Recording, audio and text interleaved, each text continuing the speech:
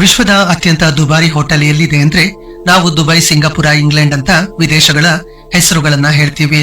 ಒಂದು ರೀತಿಯಲ್ಲಿ ಇದು ನಿಜವೇ ಆದ್ರೂ ಕೂಡ ವಿಶ್ವದ ಅತ್ಯಂತ ದುಬಾರಿ ಹೋಟೆಲ್ ಭೂಮಿಯ ಮೇಲೆ ಅಲ್ಲ, ಬದಲಾಗಿ ಅದು ಸಮುದ್ರದ ಒಳಗಿದೆ ಅಂತ ಹೇಳಿದ್ರೆ ನಿಮಗೆ ಆಶ್ಚರ್ಯ ಆಗಬಹುದು.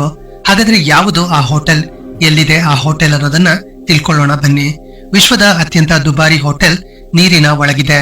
ಇದು ನೀರಿನೊಳಗೆ ಸಂಚಾರ ಮಾಡುತ್ತೆ.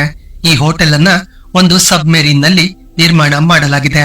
ಇಂತಹದೊಂದು ವಿಶಿಷ್ಟವಾದ ಹೋಟೆಲ್ ವೆಸ್ಟ್ ಇಂಡೀಸ್ ನ ಸೇಂಟ್ ಲೂಸಿಯಾ ದ್ವೀಪದ ಬಳಿ ಇದ್ದು ಇದರ ಹೆಸರು ದ ಲವರ್ಸ್ ಡೀಪ್ ಅಂತ ಆಗಿದೆ.